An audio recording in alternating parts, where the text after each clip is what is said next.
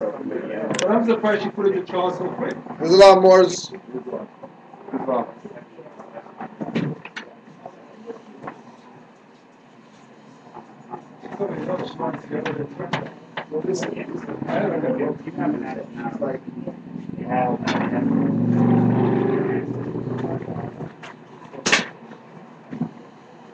Oh, brother. You're right or wrong. I have one of these. Nothing like that. You're complaining to get money back. Who's going to get the money back? Yours, then. Working back. Okay, so yours is We're gonna money back. get going. Yeah. And like I said, just bring up those stuff, huh? So we could deal with those. I'll face the east.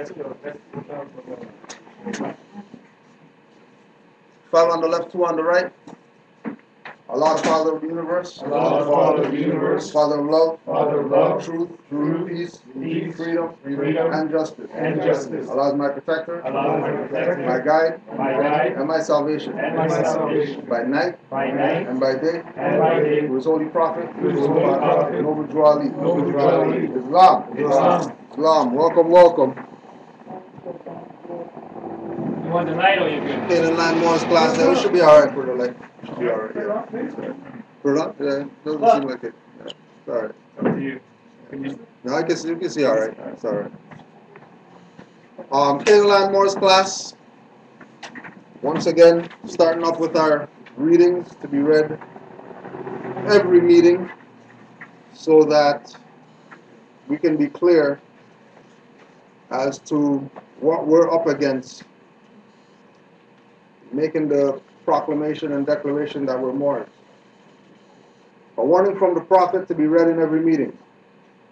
I hereby inform all members that they must put an end to all radical and agitating speeches while on their jobs, homes, or on the public streets. We advocate peace and not destruction. Stop trying out your cards with the Europeans, for it causes confusion. There has been much confusion caused by members trying out their cards. The cards are for your salvation. Failure of obeying my orders will be of severe consequence. We are for love, truth, peace, freedom, and when these principles are violated, justice must then take its course. Any member or group of members that seek to hold malicious feelings toward the temple or the prophet, or to violate the divine covenant of the Moorish movement, will receive their reward from Allah for their unjust deeds. All true Moors must obey the laws laid down to them by their prophet, and if they lose confidence in their prophet, give up your card and button, cease wearing your turban or fez, and return to the state where I, the prophet, found you. For this is a holy and divine movement founded by the prophet Noble Drew Ali, and if the prophet is not right, the temple is not right. The prophet is sending out a divine plea to all true Moorish Americans that they may do their part in protecting their temple, in protecting their prophet and the temple. This is an everlasting movement founded by the prophet through the will of Allah to redeem his people from their sinful ways. Noble Drew Ali. Islam.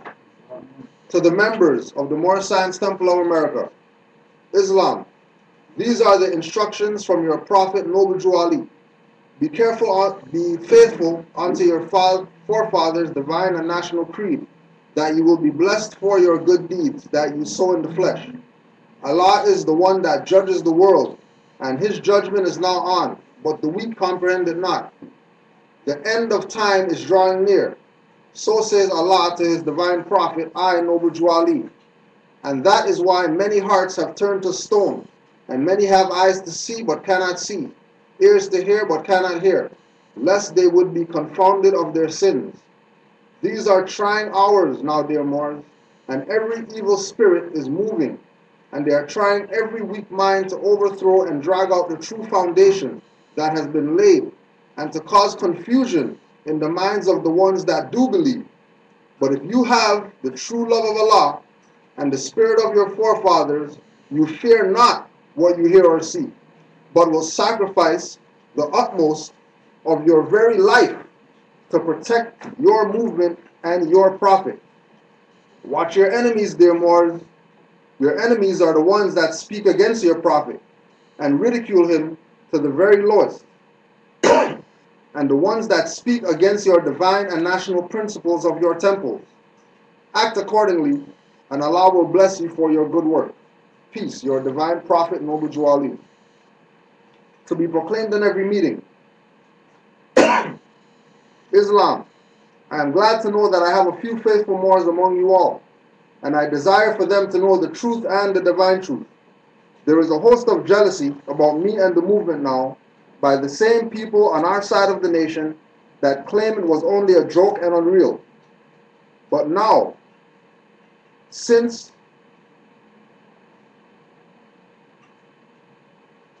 there is a host of jealousy about me and the movement now by the same people on our side of the nation that claim it was only a joke and unreal. But now, since they have found out from the government officials and the nations of the earth that this is the only sole foundation that all Asiatics must depend upon for their earthly salvation as American citizens, they are working every scheme that they can to disqualify me so they themselves may take charge of the situation. I have notified all these things to you long ago in the past. It is through the faithful Moors that attribute to the movement and uplifting funds. The ones that paid their divine respect to me and the movement will be remembered. That is why I am calling upon all faithful Moors to increase their faithfulness to meet your prophet and your divine Moorish movement. I need finance and I need it badly. Never before have I needed finance so badly as I do at present, so I can shove aside the discord that is facing the nation. It all comes through jealousy because of my fame and nobility. The nations of the world will not recognize the movement without I, the prophet, being head. It has been proven by my works, which I have performed in the last few years. Islam.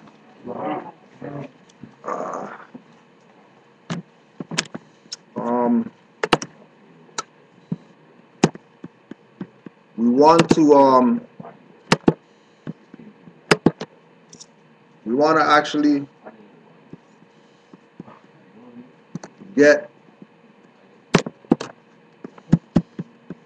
the questions out the way early, and we got another testimonial that we want to put on the record as well, because there's many Moors out there who are active, and their activity is not really in the open, not because of any issues or whatever, but Moors don't like to put certain things out there because it inspires people the wrong way.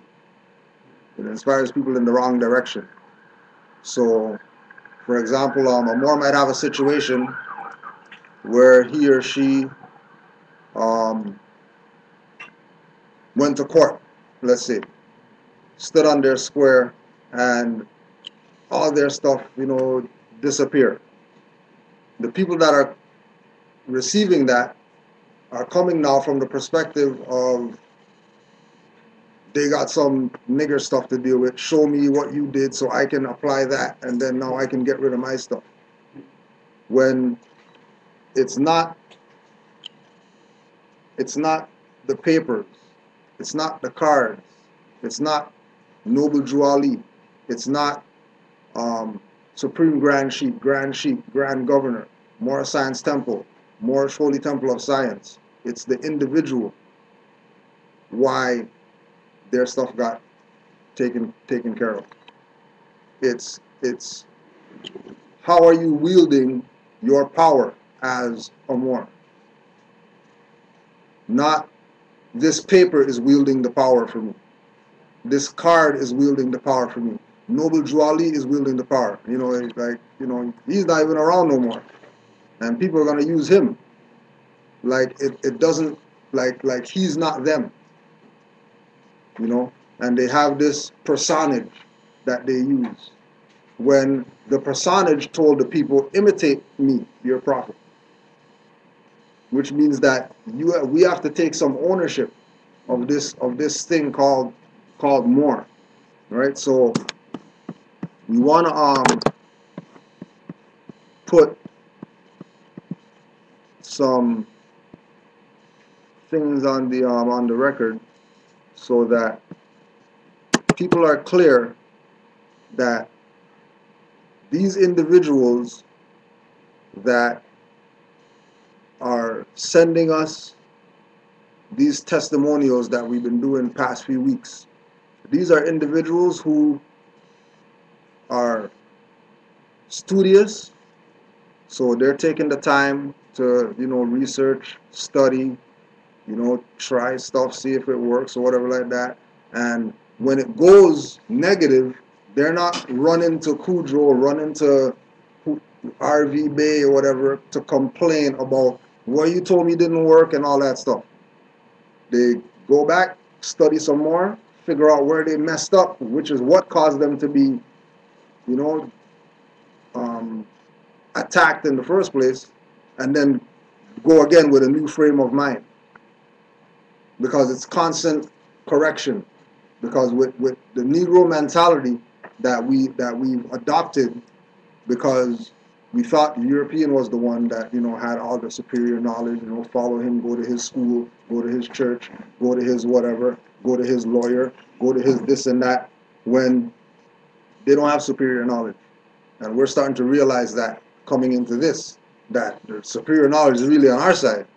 And we've neglected it for so long because we thought that, Berbers were Europeans, and Arabs are Europeans, and even Moors are Europeans, right? When far from the truth.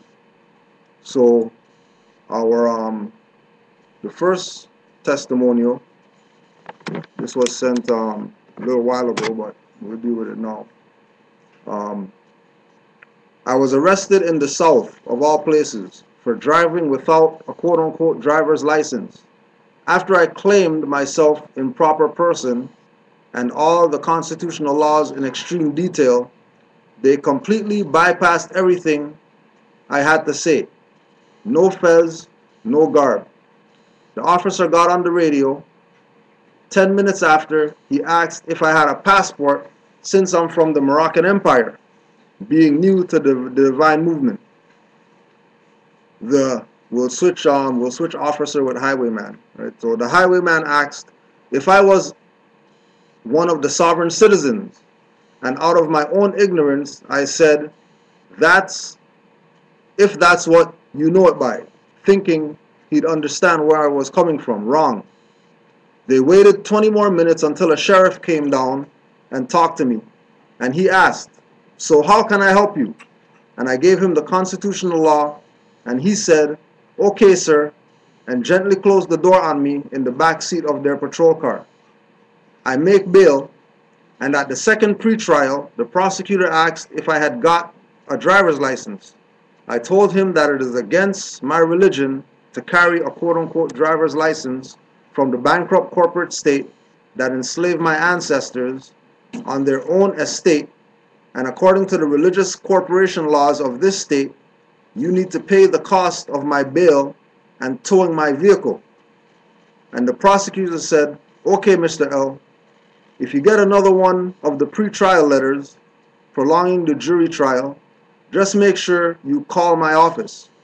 I have yet to hear back from them after leaving countless messages because I needed the finance back. Now, realizing this is a divine and national movement, I thank the brother on the previous class on his testimony. I think that was with y'all.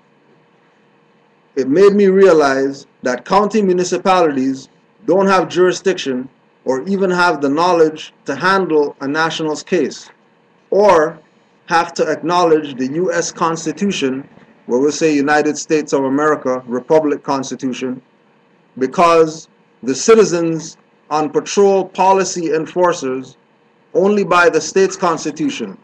Out of their ignorance, a regular police officer thinks sovereign citizen. All they want is fiat. That's it. He's broke. Right? So, with the brother's situation, we realized that even though he didn't have driver's license, etc., they addressed them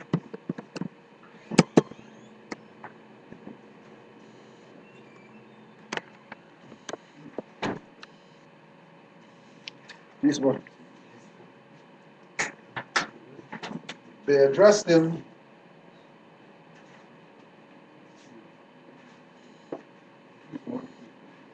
as Mr. L, right? Now,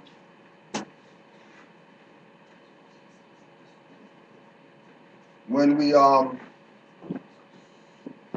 look at this from a higher perspective than what is presented, we realize that they know what they're doing when they do certain things, right? So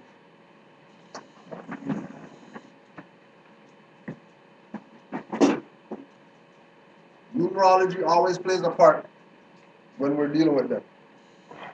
So dates that you get things, um, uh, names of individuals that they would use to address you,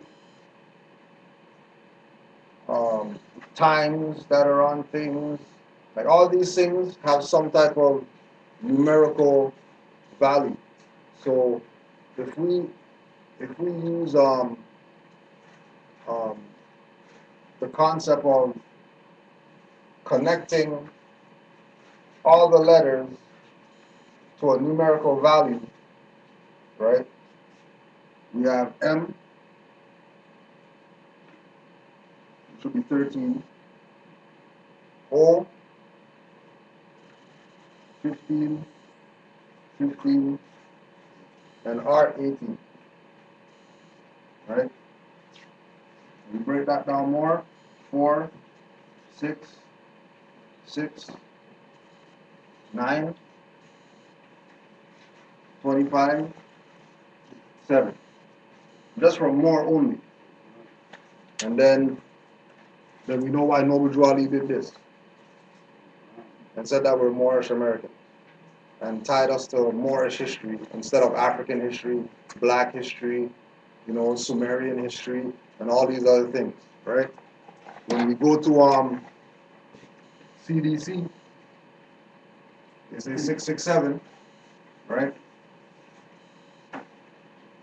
12-7, which again is this, the 12, and then the 7.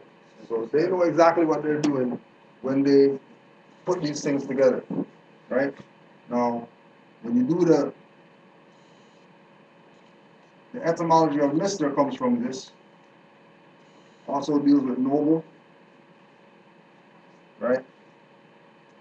MR, come back with the Amin Ra or whatever. MR is pyramid, Kevin,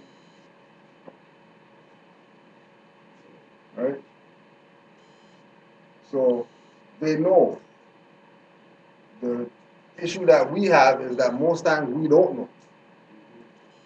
Sorry. And then that's how we get caught up. To go back, the 4, 6, 6, 9, how did you come up with that again? Yeah, so 1 and 3. Okay, you just add those. Yeah, just add those ones up, right? And then these ones, we separated this just to have it come up to 12-7. Right?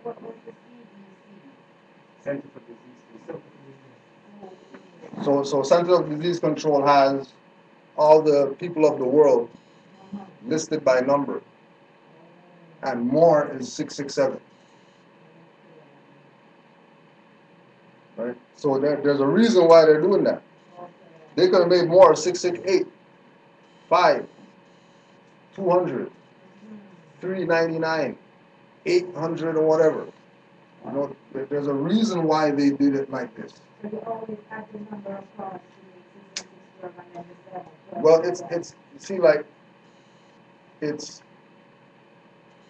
based on how you're perceiving, because it's about your perception of what we see around us, right? Like somebody says,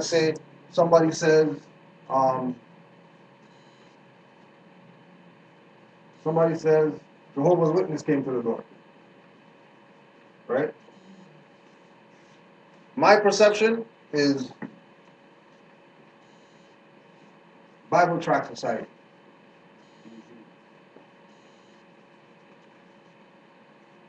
And I don't know what that is. That means nothing to me, right? But then if you go to them and you ask them about Bible Tract Society and they don't know what that is, then obviously they can't be Jehovah's Witness.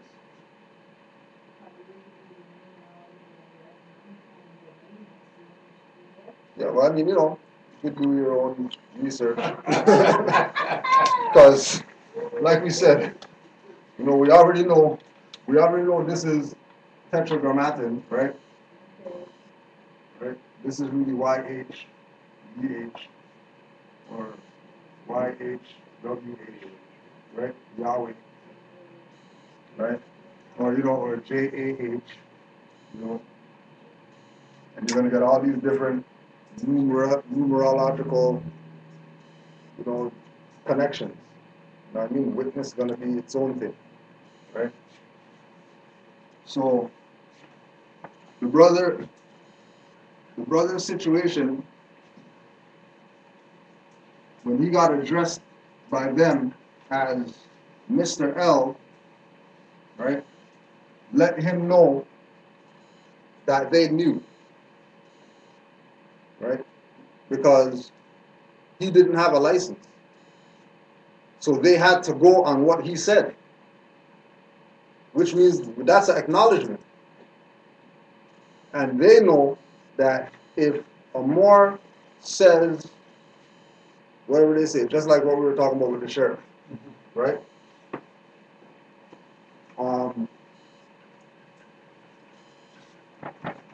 Brother goes to this office called Office of the Sheriff, right? And presents to them, where's the sheriff? Is it that guy over there? And they're looking at him like, sheriff? Like, what are you talking about? His mindset is, well, if this is the office of the sheriff, there should be a sheriff here. Like, logically. But really and truly what they're doing is they're just using the office. They're not concerned with the individual. Right? They're just using the office. Because again, it comes back to the same thing with Moor. That if we say sheriff, right? To Moor, that's Sharif. Which is what it's really about. Muslim customary law. That's what their whole stuff is based on. That's why Thomas Jefferson, George Washington, Ben Franklin, all these guys had Quran. Why didn't they have Christian stuff? Why is it a prerequisite that all those people who said that they were government have to be Masons? And wear fezzes in secret because they're practicing Moorish law, but telling the people that it's whatever else, right? So they know what it is that they're doing, but if we don't know, then we get lost in the sauce, just for the simple fact that we don't know, right? It's like the thing with them doing this thing with people who have to take off their hijab when they come to court and all this type of stuff, right? That and then the people who are taking off the hijabs or being attacked on that level, they're looking at it like, oh yeah, Charter of Rights violations, you're violating my Charter of Rights, when that's not really what's going on. Those people obviously don't know what's going on if they're using Charter of Rights as their defense. Right? That puts them in the jurisdiction that you have to take off your hijab. if they're going to say that that's what the violation is. And then that's why when you go all across the place, where you go to schools, businesses, whatever, what they have posted on the wall, Charter of Rights and Freedoms posted everywhere. Go to all these so-called governmental offices, they give you pamphlets, Charter of Rights and Freedom. But they're not going to talk about the Constitution that the Charter of Rights comes out of, but they're not going to talk about Constitution. They're just going to talk about Charter of Rights all the time. Because they know that the people don't know. They know that they've trained their pets to the level of not even going and checking to see if these guys are saying what they're saying is legit or not. They just go with it just because. So the job, they can't say it's a religious headdress either? They would, well, like we were talking about with the other class, there's nothing's wrong with that. Nothing's wrong with identifying as religious headdress. But what are you using as the foundational argument as to why it's a religious headdress? Right? Right. So like if they say religious headdress, right? One, what religion? When you say religion, where are you going with religion? You know what I mean? Like, are you going with dogma under the disguise of religion, or do you mean law? Right? More likely they're going with dogma. Right? So if they go there, then they're going to go to their dogmatic codes and tie, oh, he's wearing a fez and then tie it to that. Right? Which is even with the Sikhs, right? And the turban, right? That's a religious headwear.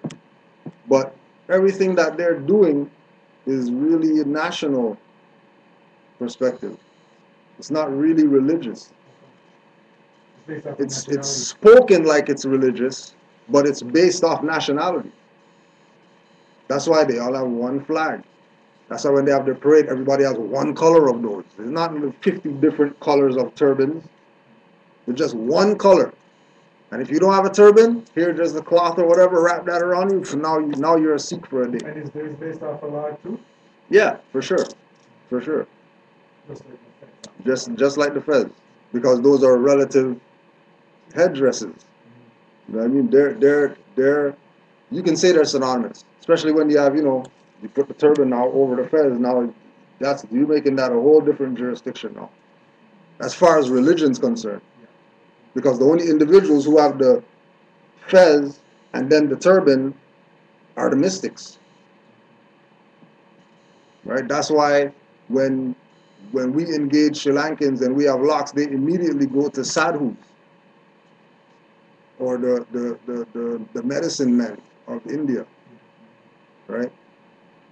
Who they show, doing the snake charming and then whatever like that, and then they have their own little place where they go and wash their feet before they whatever, and right, because it's higher than what the perception is, which we're going back to the thing about how are we perceiving this, and if we're perceiving it as well what they say and not what it is because we know, then we're gonna get played.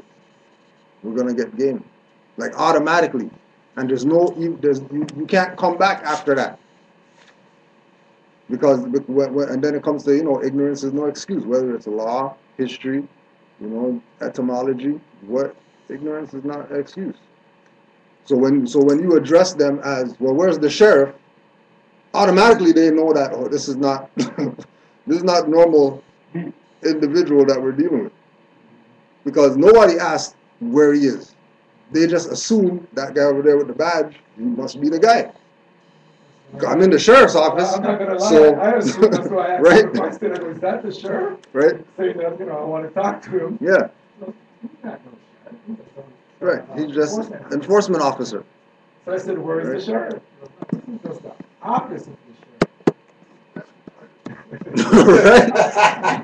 Right. Right. Sorry. Go ahead. So what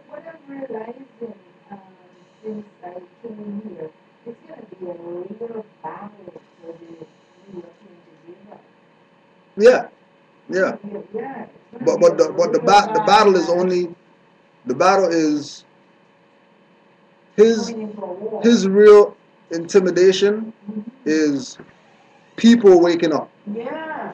right? But the reality of it is everybody's not gonna wake up. That's the reality. Everybody's not gonna, no matter what. We can, just like we say, we show people receipts. We can do all these testimonials of people using their nationality to get on a plane with no passport. People use their nationality to discharge stuff. People use their nationality for whatever, and Negroes are just gonna, oh, that's interesting or whatever, and go back to doing their Negro stuff. It's nothing personal. You know what I mean? It's nothing, if that's their, like we said, if if if people have rights, right? And you have a right to be stupid. You have that right. It's not, you have the right. You can either elevate your consciousness or you can stay dumb. Choice is yours. Right? You can get with this or you can get with that. But I think they know that we, as a people, because we don't identify ourselves to anything but black, Negro, and whatever else. You know what I mean? Then we're lost. But I think as we reach, as one reach one, because that was what and myself was talking last week. I think one of the things is that, which I noticed is about myself too, as well as our people, everything that we come into, we want to do it quickly. And we need to slow ourselves down and realize. Especially with this. Yes. Especially with this. Yes. That's the real. Yes. Right? And again, it's because of the perception. Yeah. How are people perceiving this? Right? If the first thing that I realize with new people coming to this is that when they get to this, they figure that everything that they've been doing is wrong. They need to change it right now because the Illuminati and right, and they start panicking. They want to live off the grid, and you know what I mean. Like, how are we gonna deal with this? When it's not that serious? Like, it's not really like that. You know what I mean? But again, it comes back to all these different pockets of people that have different streams of this information that's presenting it.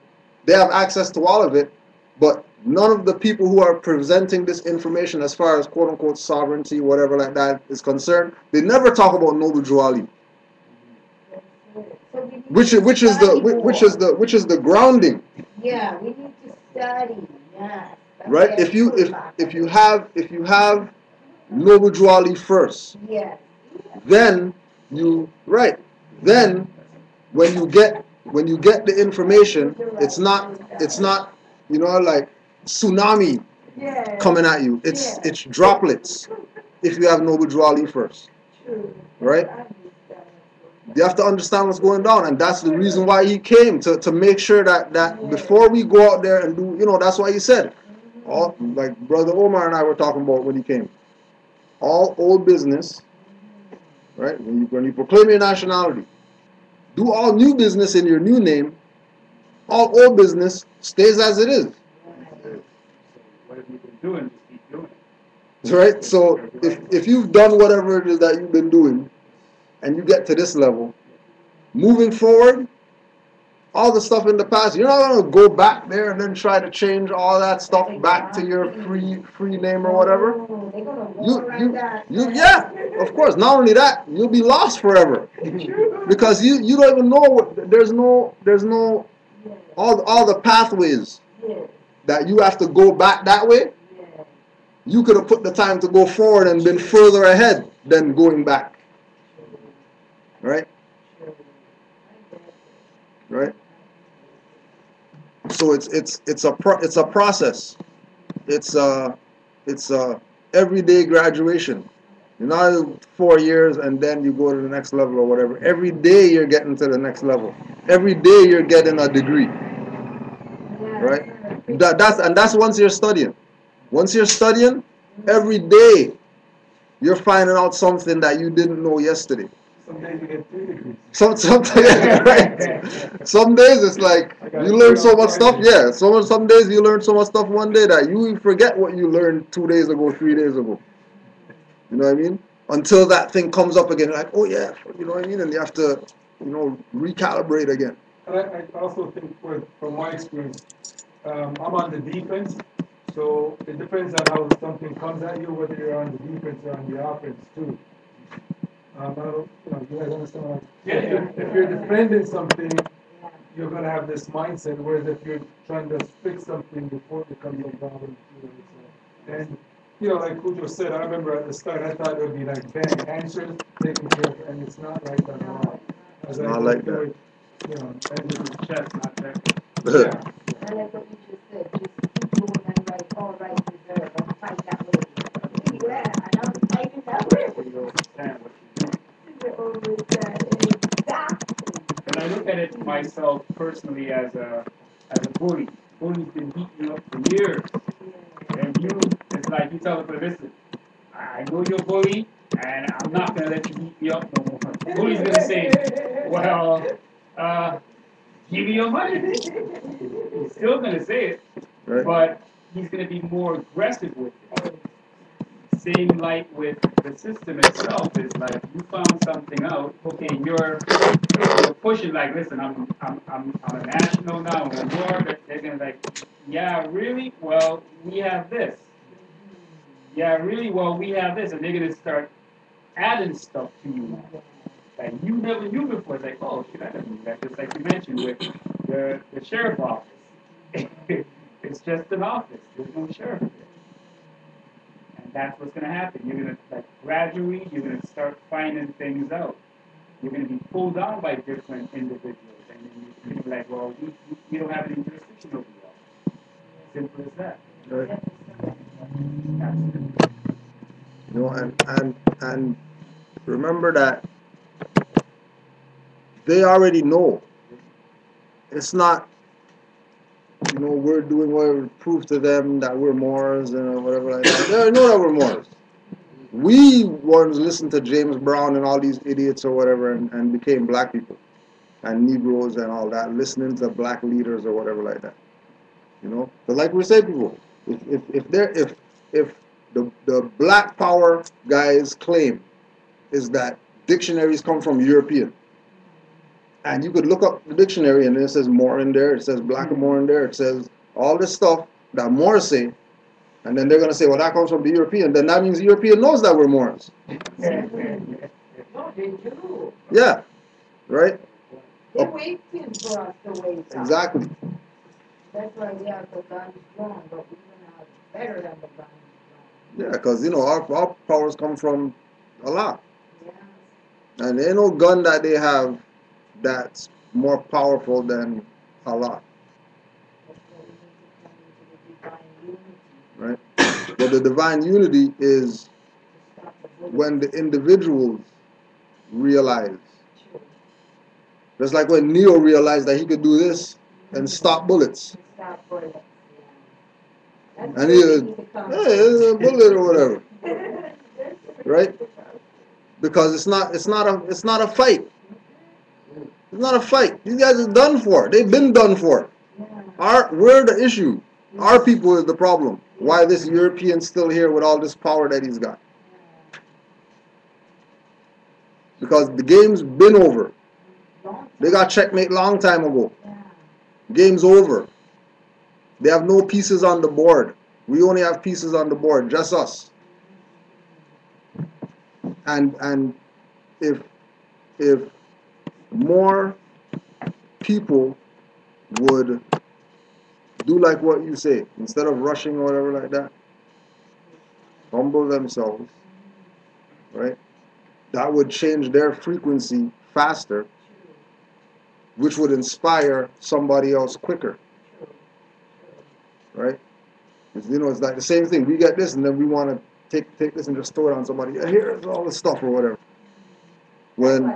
And they're not even, they don't even know that, black's adjective.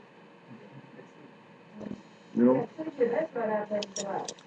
It was thrown onto us like a tornado, but because I too am a tornado, I was able to diffuse it in a way. Right. Yeah, so that's why I'm under over Right. because those who are catching the fire, they're not letting themselves get burned first. They want somebody else to get burned, but I think when the fire is coming, I think it should burn the individual first. Right. But see now when you look at it from more science perspective, Yeah. right? Just like with the testimonials, these are people that are letting you know that I put my hand in the flames and I didn't get burned. I came out unscathed. I went into the lion's den, locked the door behind me or whatever like that, took a nap, you know what I mean? Didn't come out not eaten. Right? Because the energy, the frequency, how their perception of what this is not in doubt. Like Tallahassee always said, when in doubt, the lights will go out. When in doubt, the lights will go out. It sounds real simple, but that's deep talk. Yeah, but they shouldn't do just one test, because you have to start with kindergarten first, then you go elementary, then you go high school, then you go university. Yeah, well, I mean, you know, it depends. Mm-hmm. Because some people, like, there's people who, okay, like Brother Supreme, never been in any law, whatever stuff, ever, until he got into this information or whatever. Like, never had any issues with law or nothing at all, ever. That's so true. And then now it says that he's a Moor. Now all of a sudden, like, you know what I mean? People handcuffing him, busting his car window and stuff like that. Well, that's the same with the bullies, you know what I'm saying? Like, You know what I mean? I was saying that the other day. I'm like, yo, listen, I never got done with these people. never. And all of a sudden now, I see your claim, I recognize myself as a Moor. I'm getting my ass beaten up. I'm getting locked up. I'm getting taken away. Right. Why? Yeah. You know why? Because that's what happened with myself now. Because he, like the gentleman who is putting us into the law society, letting the law society know now she rise up, but they don't know that I overstood their system, right? So he's gonna come at me with ignorance, but I'm gonna go back with him with the knowledge Right. that I do have, but I'm gonna play like I'm stupid to catch the wise. Mm. But Right. if you say you wise too and jump up, like when I called the cops, the cops told me, because he told me to call the cops to get in the house. You know what the cops told me? Come and go study the law. Yeah. See? Right. He said go study the Yeah. law because you Right. have a right. Which is sound advice. Exactly. You know, but again, remember that's supposed to be the KKK guy took off his hood, took off the stuff, whatever, put on the badge or whatever, you know what I mean? And then now he's so-called police or whatever. But he's telling you to go study the law. You know, remember, he didn't tell you go study legal, whatever. Yeah. Go study the law. Right. Go study my rights. Right.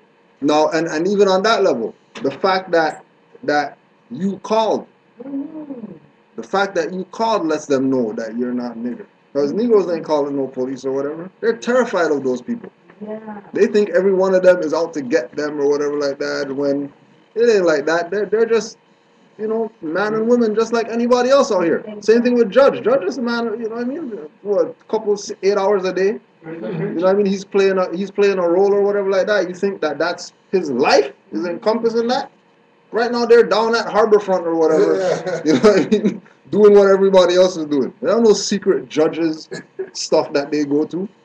They're everyday people just like us. And to add on to that, the first situation where they kidnapped me from the day, when I was going up there to get released, the woman, the JP, told me, she like, listen, if I hear this now, I won't be home in time for dinner. My life, she said that. I'm looking at her like, what do you mean? Just like Kodo said, there's regular people, because she's thinking about going home to eat with her children. Yeah. She's like, I don't want to hear another one. Right. You know what I mean? That's true. Especially of that magnitude, because that's going home with her. This is not some regular stuff. Yeah, next. This is constitutional writs of delegation of authority and default judgment and all. It's all the stuff that they're not accustomed to hearing.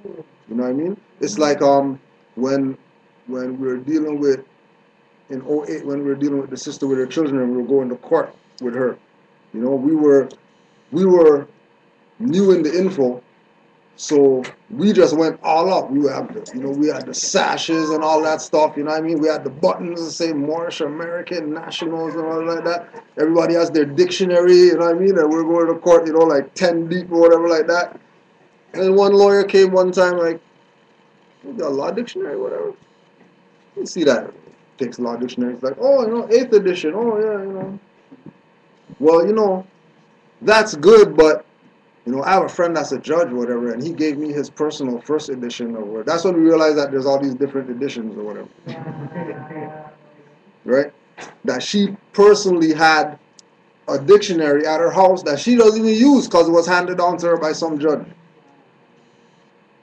That's when we realized that, okay, this is way broader than what we think this is. There's levels in this. You know what I mean? Just like with Masons. You know, people look at, oh yeah, 33 degrees. Well, yeah, there's 90 whatever degrees Masons. Not only that, there's international Masons. Not just England, North America, and that's it. They got Asian Masons. They have their own branch of Masonry over there. That has nothing to do with the Masons who we look at and say, oh yeah, those guys are the Masons. You know?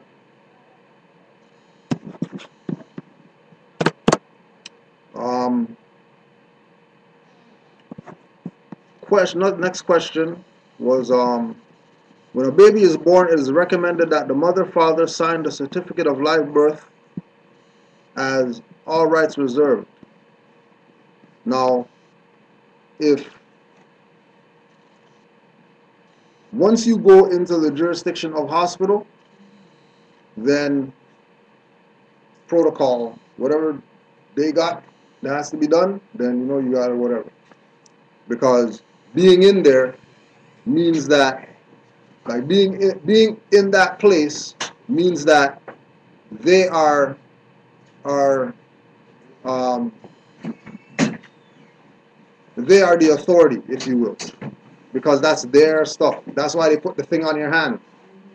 You know what I mean? That's your you know how they staple the cow's ear with the thing to make sure the cow's in the jurisdiction? Okay, that's what that is when they put the thing on the hand. Is that what? Right? That's what that is. You become property. That's your tag that you belong to them.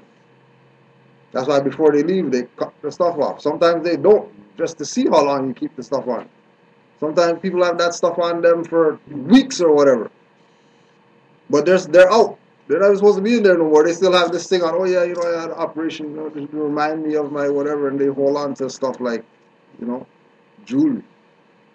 When it's not about being in that jurisdiction. There's too many people out there that have had children at home in the swimming pool in the living room. Right? You know? To have to put yourself through that. So as soon as you go in there, especially if, you know, doctor pulls out his little wheel thing, you know, puts it on the stomach or whatever like that, and then he checks, oh, his child's going to be coming in, you know, during some high astrological whatever. Oh, we definitely want that child right there. We definitely want a birth certificate on him. You know, because, you know, spirituality, the spiritual nature of a child, or the astrological nature of a child, is really the money. That's really the currency. So once they know, that's why you do it at home, so that everything stays in the family. Everything stays in. It's like you know, you come home, first thing you do, take your shoes off, wash your hands. You know, come home, walk up and down the house with your shoes on, don't wash your hands, go eat food or whatever like that. We touch all this stuff away, all these negative energies or whatever, bring it into the house. You don't want to bring the negative stuff in the house. You want to let the negative stuff go down the drain, keep the shoes at the door. Same thing with bringing a child or offspring. If they come on the earth plane and they're pure, you don't want anybody having access to, like doctor touching the child before father or whatever. And then want to know how come, all these father-son issues starts right there. This guy touching the son, coming out the mom's womb instead of the father. Hearing that voice for the first time. Getting slapped on the ass and all that stuff by some strange guy that you never heard the voice ever. How traumatizing is that?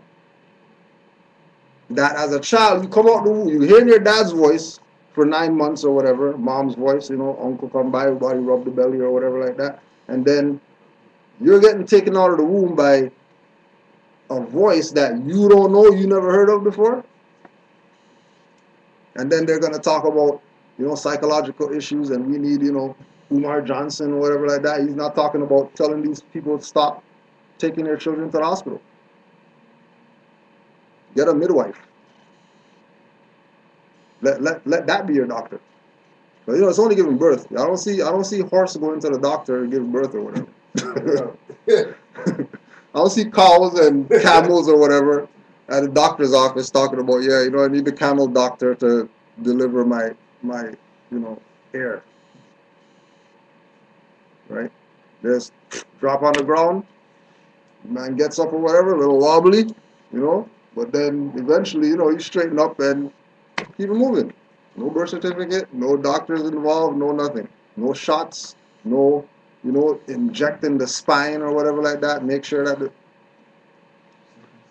circumcision, it ain't happening. Right? And then that's nature. And then, but then, we as, human beings have evolved to such a level that, dog has coat and stuff right now, getting shit picked up by somebody.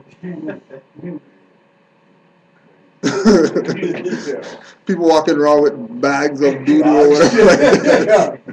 Right? Right? And you want to know who's the slave around here? And why people look at us like, we don't know what's going on? We got the most animals or whatever, right?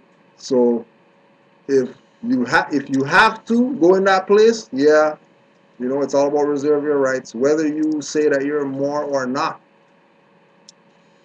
Even if you have no status, even if you're stateless, and you go into those places called hospitals, you should be reserving your rights on those stuff. Anything you get from them people. Because their job isn't to help, assist, or whatever, just like the lawyer, As soon as you hire him, you just sold yourself. Because he works for the court. No matter what you pay him.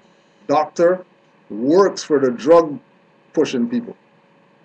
You don't work for no hospital, or doctor's office or whatever. He works for the drug people. He works for the people who's prescribing pills to people. That's who doctor works for. And as soon as you go to him, guarantee you're going to have a prescription.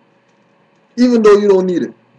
And it's going to be something that's, you take that to somebody, they're like, damn, this is what they used to, for horses or whatever. Why are they giving you this? Well, you said, the pain in my shoulders, once I take this, it's going to ease the pain. Oh, you stop eating some stuff. How come he never told you about, to drink aloe water every morning or whatever like that? Right? We have yet another testimonial.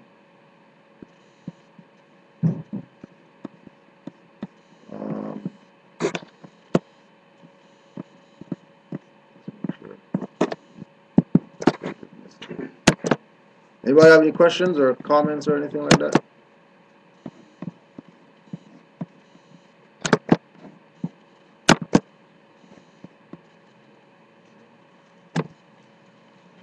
Okay, this is a long one, but we'll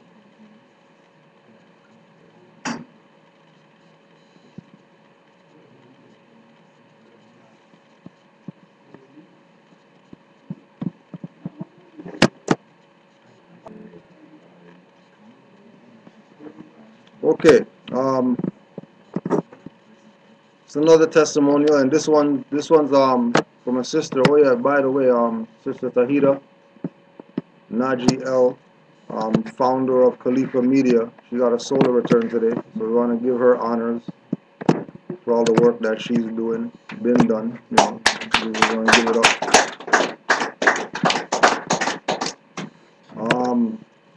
Okay, Islam. I begin by giving all perfect praise to Allah, His Prophet, in these times, Noble Drew Ali, and his forerunner, Marcus Messiah Garvey.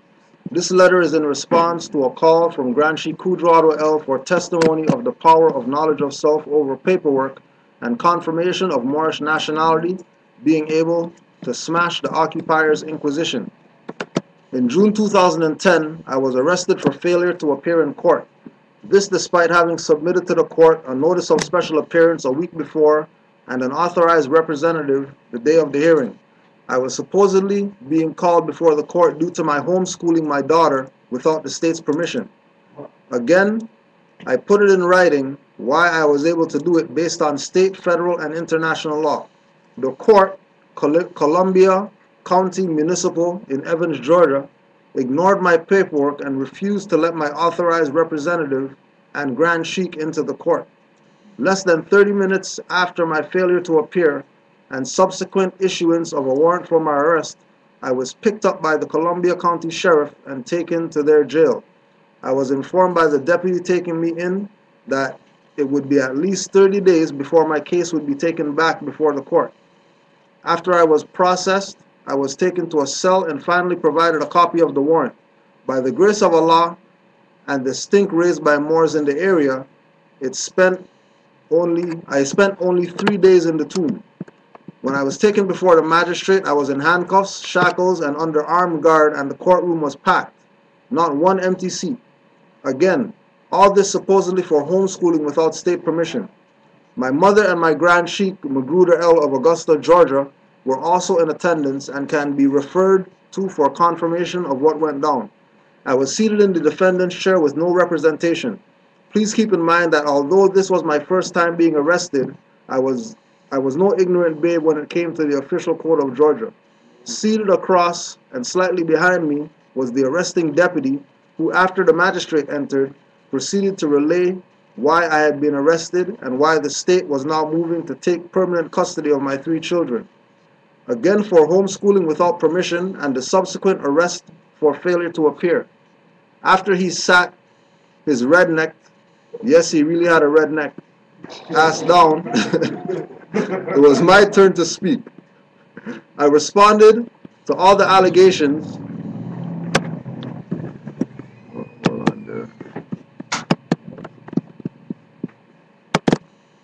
I responded to all the allegations,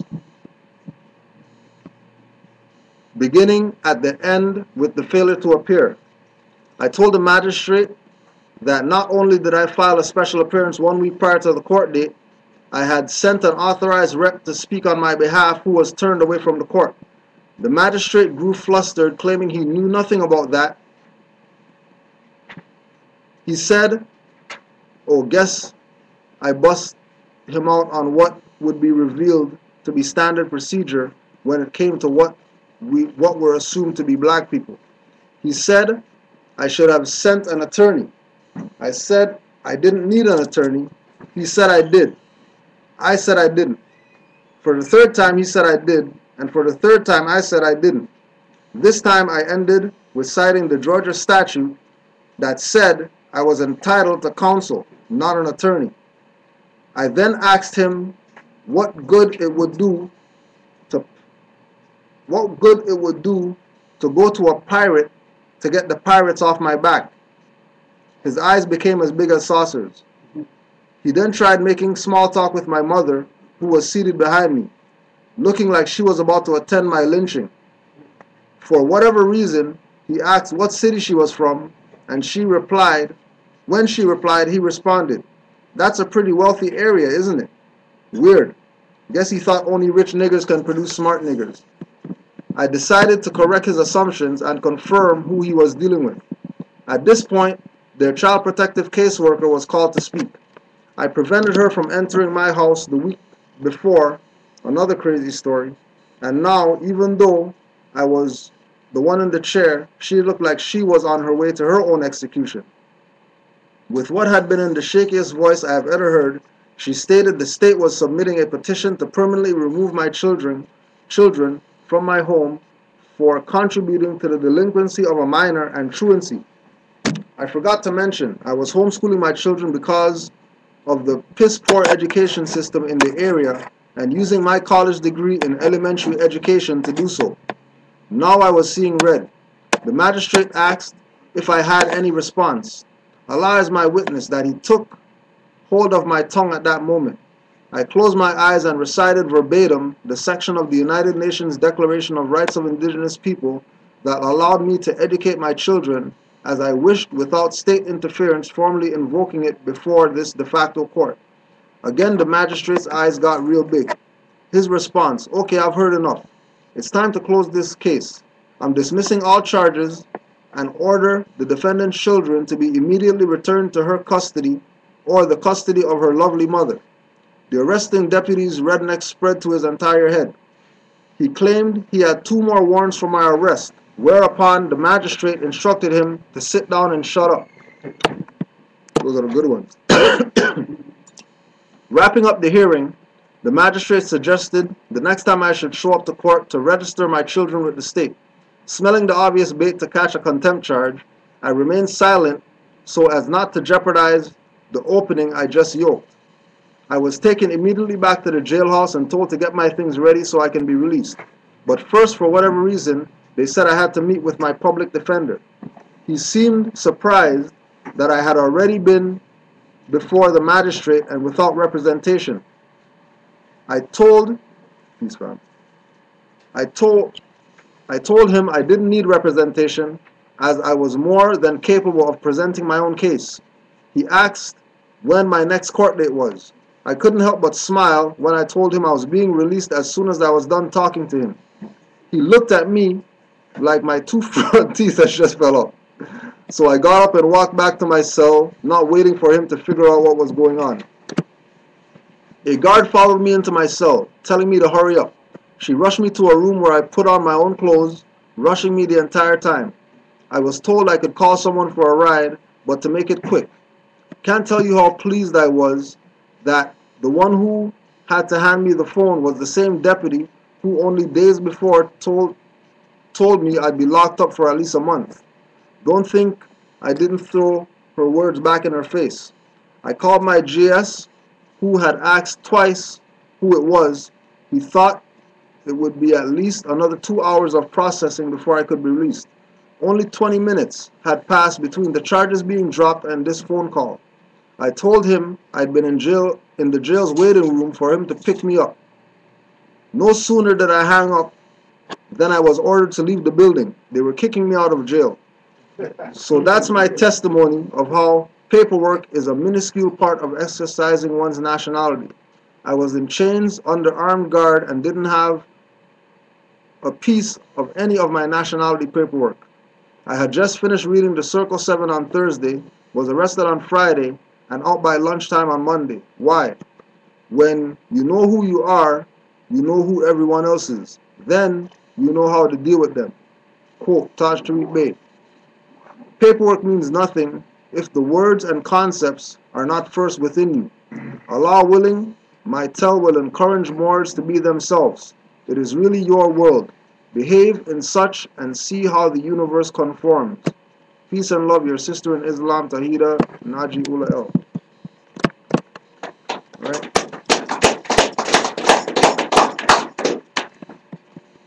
So there it is again. Validation, confirmation that it is not about paperwork and cards and things that aren't of a divine nature, things that are external. It's really about internalizing the information, and once you internalize the information, you exude a different frequency. That all these individuals out here who our so-called black leaders, etc., whatever, are going to call cracker and white man and whatever else. They already know everything that we're talking about in here. It's not a secret to them. And once we play the game that we don't know, then they know that they have one up on us. Because they can throw anything out there and we'll jump at bait. When the actual factual is we have to be one with this information. We have to take what Noble Ali said and not stop there, but expound on what he presented. We have to take what we get from Taj Street Bay, Nature Bay, Ras Mariah Bay, all these Moors that we study from, and expound on the things that they present to us.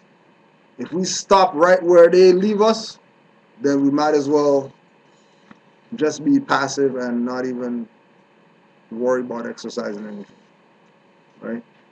Now, we also want to address some issues with regard to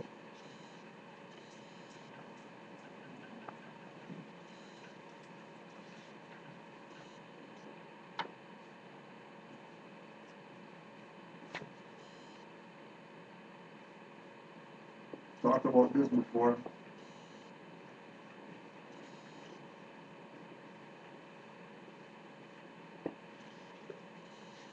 In order for there to be an arrest, there has to be a warrant issued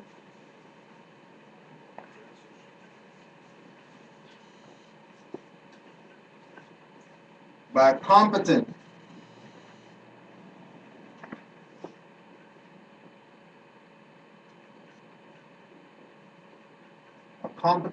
judicial authority.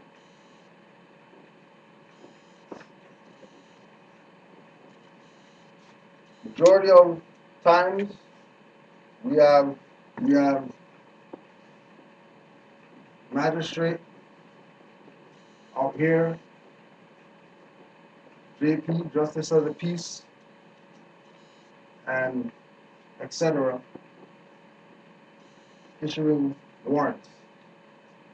If none of these things, if you notice that there's none of these things when they come at you, know that you're being detained.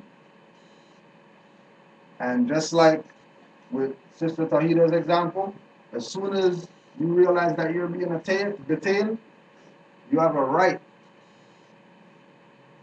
You have a right to counsel and should make the request, especially if you are a member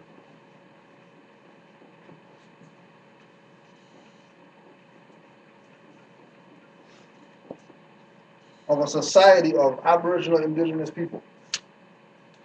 In our case, Moor Science Temple of America. As soon as you realize that the warrant that they got is coming from some city, court, municipal court, any jurisdiction other than Supreme Court, it's a detaining. And you have a right to request counsel. And then again, which they're going to do most of the time, deny you this and tell you counsel, right? We have to be what we know to stick to this, right? Just like we were talking about with the Moors in Hamilton, that an individual went and said that they're this. And then him saying that he's this had everybody in the court like on pins and needles. Because this is not something that they hear. Because places like that, you know, all they deal with is niggers every day, all day. That's all they know. And it appears to be, their reaction makes it seem like it's a threat, like they're threatened by our position. But it's really not that they're threatened, it's really that they're just surprised that somebody knows. And it's somebody who has dark skin and hair like lamb's wool and stuff like that. That, you know what I mean? They already know that you walk on water. It's not no secret. Quick question. When they were detaining me for the failure to appear the fingerprints, and they asked me if I wanted to contact a lawyer or counsel, and I said, no, I want to contact counsel. They told me that I could not contact anyone unless they were able to look them up on the bar association. Right. So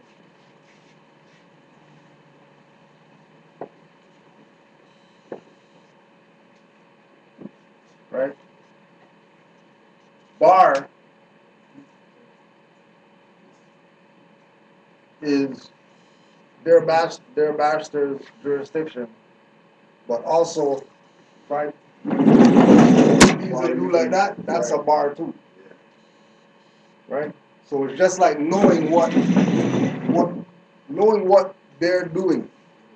Us knowing what they're doing would stop their stuff that they're doing, right? Like for example, by even though you know you don't have a right and whatever like that, somebody came and said counsel, and they still went with the protocol of, okay, well let them go, sign their own stuff and all that. You know what I mean? No lawyer present, no attorney present, no anybody from their association coming and trying to represent or whatever like that. So you know, it's just like with Brother Kai with, you know, he's dealing with the mortgage fraud issue, right? And they're coming at him, you know, well, you know, you can't, or whatever, and you can't, but he hasn't paid a mortgage in 2 years. But they're coming at him, and then, yo, you can't, and then you can't, but he hasn't paid a mortgage in 2 years. 2 years. Now, you know, I'm looking at it. You know, they're done for. They're just, Last gas right now. you know what I mean? They're just doing the dance. Cause what the hell are we gonna do right now? Like we can't, you know. Then just like us, once we stay that, you know, you can't go back and try to, okay, well, you know, because as soon as they go back, they mess their stuff up. You know what I mean? There's so much things went on, so much paper transferred hands or whatever like that. They can't go back now. They have to keep going the direction. You know, right? Yeah, same thing. Get kidnapped. You know what I mean? They say, you know, some driving, whatever, thing like that. But really, they kidnapped them to get him out of the house so they can go make a claim on it. Because, you know, he's the one that's there. If he's not there, then hey, 30 days, you know what I mean? Like they're just watching the clock or whatever like that. Hope nobody bails him out. Hope nobody comes and whatever, so we can, you know, and then start the process over again now that they have possession of it. But, you know, he got out in time that they couldn't even do that, right? So, yeah, we get some lumps, but it's not lumps like how, you know, Negroes are going to present it to get people not to get down with this. Like I was listening to, and people still talking about this, with Abkare Bay and the whole mansion and stuff in Memphis, and you know what I mean? Oh yeah, and they arrested her, Moore's trying to whatever, blah blah, and see, like she's in jail right now, and then Moore's they're gonna tell you that you can do whatever. Yeah, but if they go check the record, she never got charged with stealing no house. She never got charged with no squatting. She never got charged with anything having to do with the house. Like there's no charges whatsoever. So if she didn't get charged with that, when that was the basis of them even going at her, but didn't charge her for that, obviously she was right in doing that. She wasn't wrong in doing that. It was the other stuff.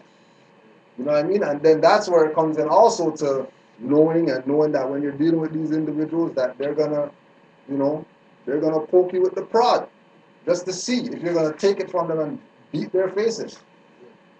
You know what I mean? I was watching what's the name of the movie again? There's a movie with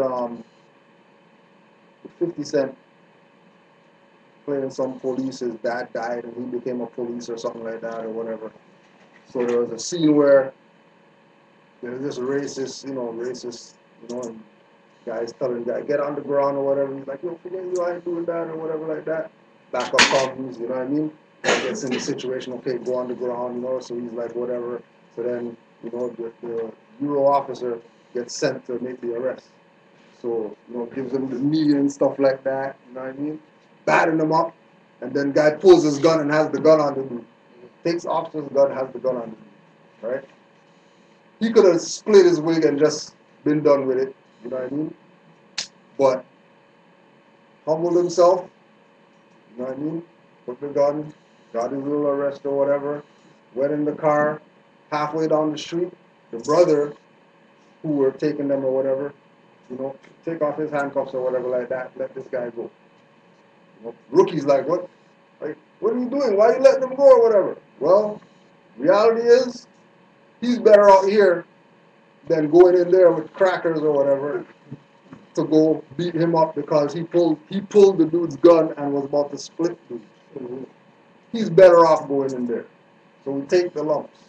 Because eventually, down the road, Allah's going to make sure that once you deal with what you're supposed to deal with, the thing's going to end up in your favor. Like we're saying, find me some Negro black colored guy who fought mortgage company or whatever that they still have the house. 2 years later, never paid nothing but their electric and whatever else, keep the place running. Which you have in the service, you know what I mean? So the stuff does work. People look at Abkare all they want. I'm looking at that as my example of does mortgage fraud, challenging mortgage fraud work. You know what I mean? That's what I'm looking at. You know what I mean? Like, yeah, we already know, but we also know that people are going to manipulate that situation to make the Moors look like we don't know what we're talking about. But they'll never talk about his stuff. That he's still in the house right now. Right? 2 years later. Right? Come back to the same thing. Right? And once we look at this right here, this has to be done. This has to be done with there being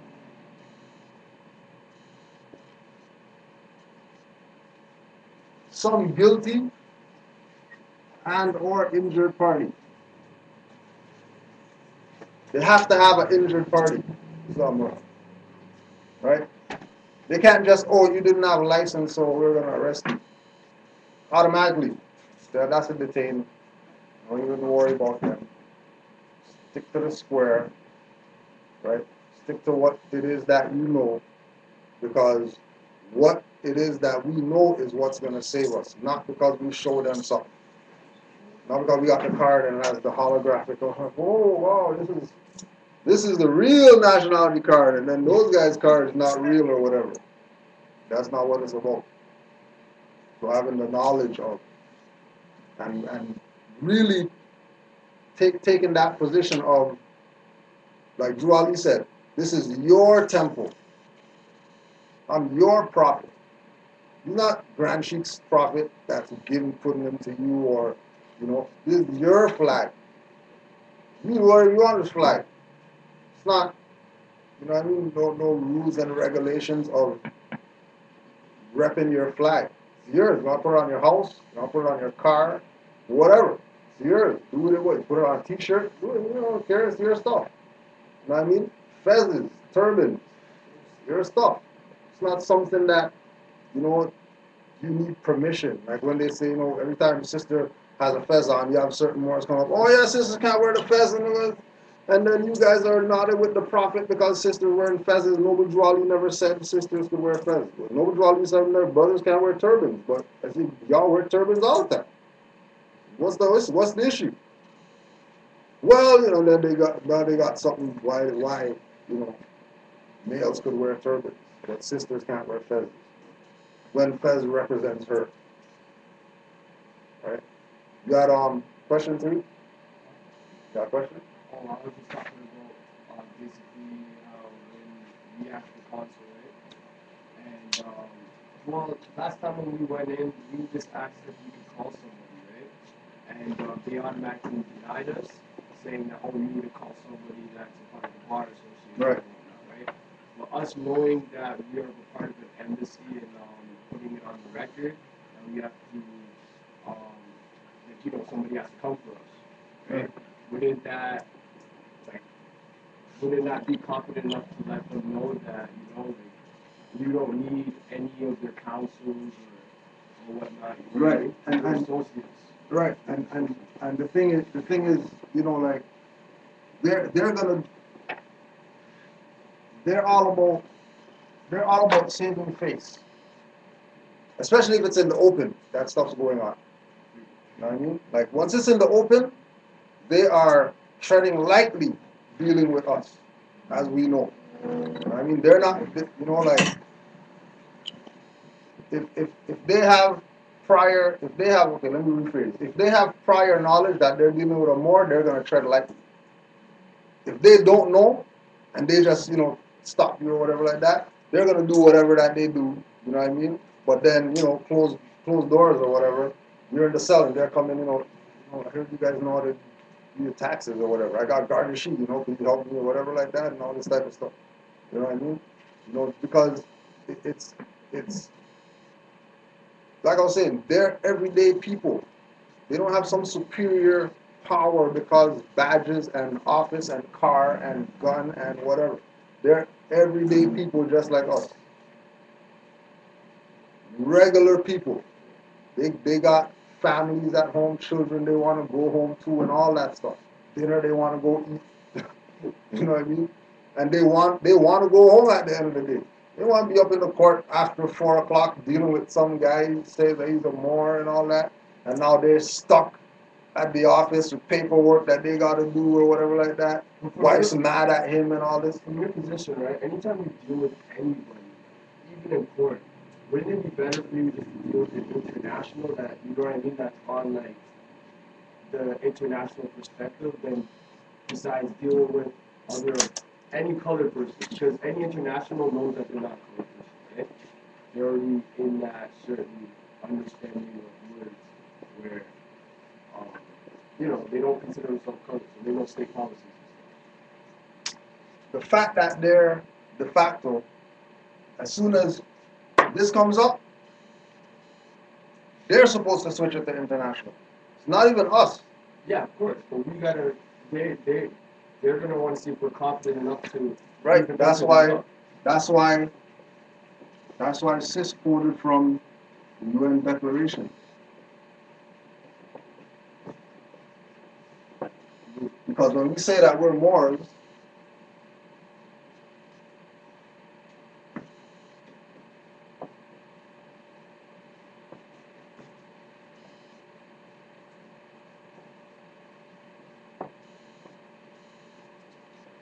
Moors is an international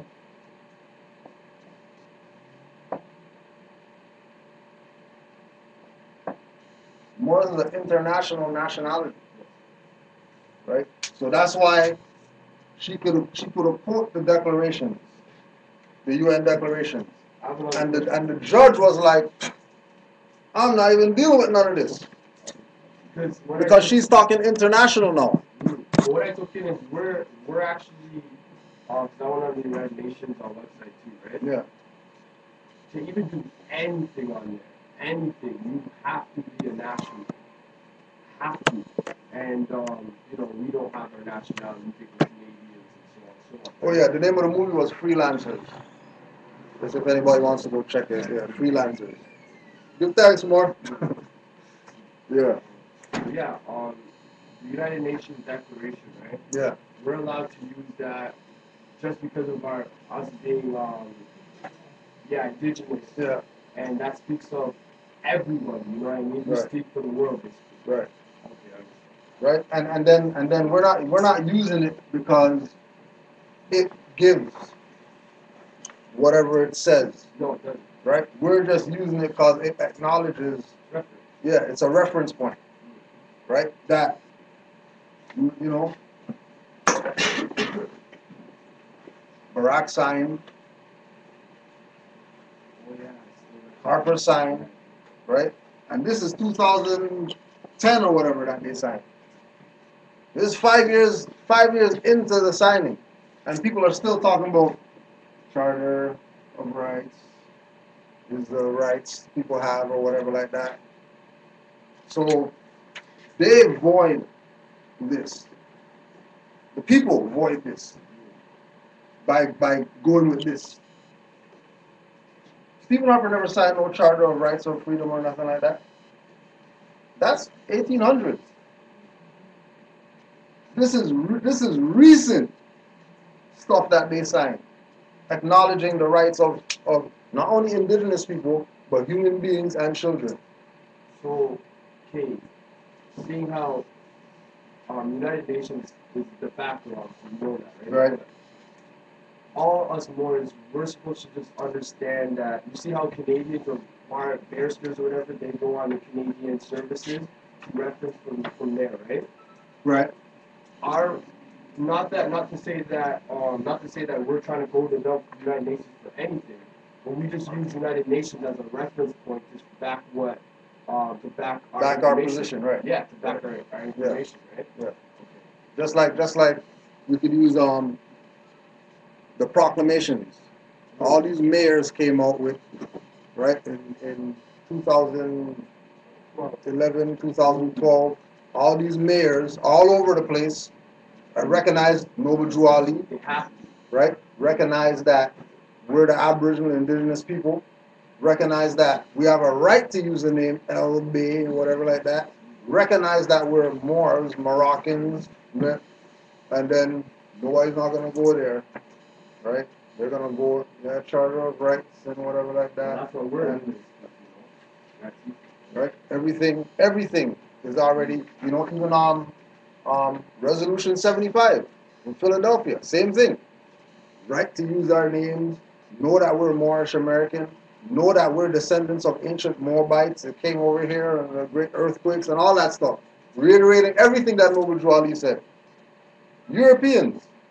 And then Asiatics, no, they came from Africa, they're slaves and all this stuff. And like, all right, because like we said, you have a right to be stupid if you want to.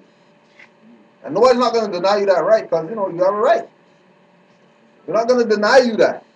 You gotta show them like you gotta join the family because United Nations is the royal family all over the world, right? Right, but now if we're using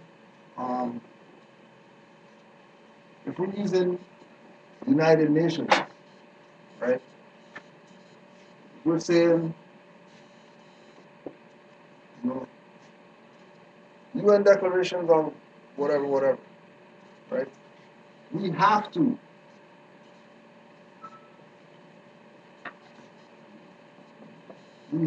tie the foundation. Just like somebody says democracy, the foundation is republic. Nothing to, you know what I mean? It's something that has to be brought up. If we don't bring it up, then they're going to go with this. If they say UN and stick there, then they're sticking there. Because they're not even going here. This is not even something that they're going to, right? Just like when they say NAACP. And nobody's not bringing up Niagara movement. Exact same thing. Because, it's like people say, oh, well, how come we can't say Moorish because Moorish is, adjective or whatever. No, but we're not Moorish. We're Moorish American. If you don't put the American on there, yeah, you're talking about adjective. Yeah, but we're not Moorish. We're Moorish American. And then if they don't want to go with that, because American's a continent, you can't say African American. Oh, well, we're descendants of the ancient Moabites. You're Moroccan. And you don't want that, don't do it. They're the Canaanites. We can keep just going back. As much as they play, we will play right back with them. Because remember, once we have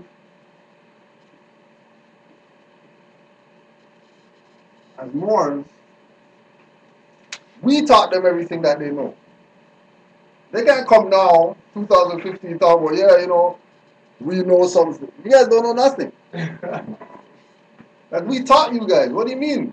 How are they going to say that they have superior knowledge than what we have? When they're the ones in secret with fezzes on and all that type of stuff. They never... Find me a judge that's going to wear his fez on the bench. One. Are they? No, they're not allowed. Right? Right? So, okay, so then if you're not allowed, right, then you have no talk. You shouldn't be talking about nothing else. You're just supposed to say, oh, dismissed. Oh, fez, dismissed. Next. Oh, fez, dismissed. Next. Right?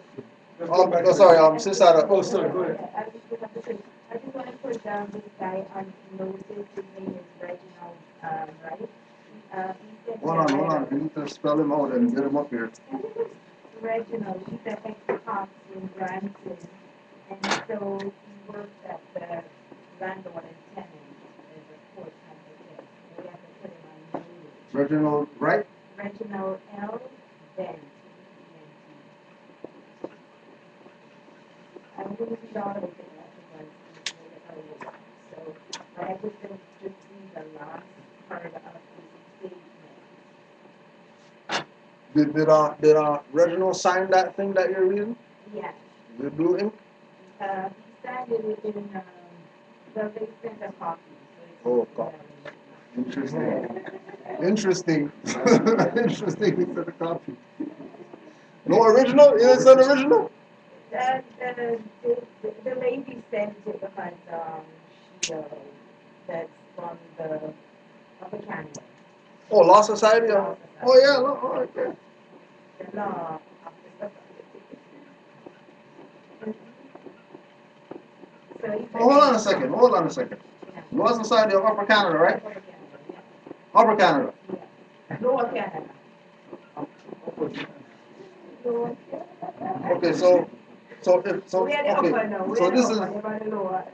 so this is 2015, right? Yeah. And they still have Upper Canada going on right now? Oh, yeah. 2015, they got Upper Canada still. Yeah, Interesting. very Interesting. So I just want to put it on notice. I sent a request back to Upper Canada saying that he acted as the sheriff, he acted as the tribunal, everything, right? So he sent just about a part. So this is not aware of adjournment and meditation. Sorry, mediation, motion, or the working of the court or tribunal. Her statement that I run the sheriff, is of the tribunal hearing, and control or representative, show she is naive in her extreme, and in the extreme. The people she chooses to help her after Miss Claudette are unlicensed, that she talked about the Moors, not knowledgeable, and is extreme, and are a danger to the population in general. I have attached some background. So he's putting us to the law society that we are dangerous. Right. And I'm going to really show him that we are more than dangerous. Right. Right. Just protecting the public interest. Right. Because, you know, Being rude. because again, right? Yeah. We have to always remember that the de facto people don't want us talking about stuff or whatever like that. Because as soon as more start talking, it becomes public record when more start talking. And then they can't hide because it's public record. So in your what you're gonna do, right? For the next time, you make some copies of that letter or whatever that they sent you. Because remember that once they attack you, they attack everybody else. Exactly.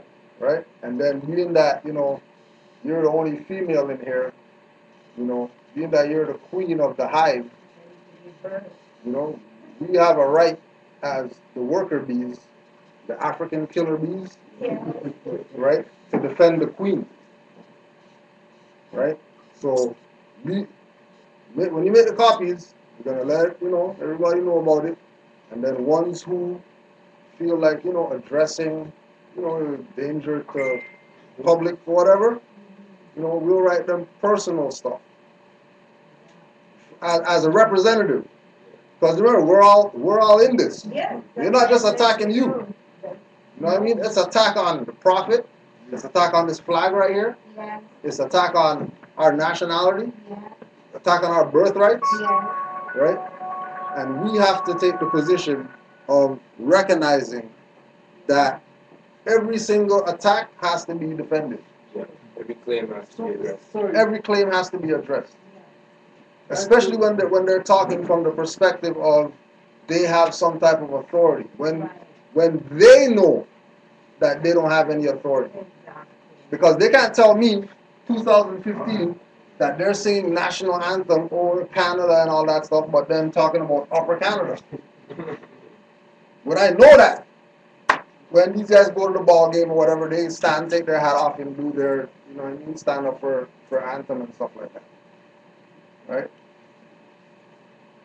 So this Ben guy, he's saying he's the sheriff and the head of the tribunal also? Yeah. No, I tell them that he acts as everybody. So he's The acting sheriff, as- Oh, he's acting as the sheriff. He's acting as the sheriff, the tribunal, everybody, police, everybody. Right. The indigenous, rights of indigenous people, the one that Obama and Harper signed, Yeah. that was the review to the United Nations, right? Right. Okay. Yeah. So it was like up for renewal or? Well, really Why did he end up signing it in 2010? really what it is, Harper, this is not verified, but 1 + 1 = 2, right? Obama and Harper were somewhat new to the office, but because of the activity of Moore's, CC and them, right? They had to take the position of making the international community realize that they're not the human rights violators that the international community is putting them out to be. So this is the same thing of, like we were talking about, that they have to save face. That they did it just because, all the Bushes or whatever never signed, Mulrooney, all those people there, when they were, Kretschmer and all these people, they never signed, right? But they had to because it was just getting, they already lost power, but in order to have a little bit more time in dealing with international issues with Korea, China, all these people, coming at them, that they're fraudulently not real, and all the South American people dissing Canada, that's not really a country or whatever like that. What is that? Why are they in the Pan American stuff? Why are they in the OAS stuff? Why are they involved in anything that we're doing? If they're not legitimate, they have to give themselves some legitimacy. And the only way that they can do that, or the only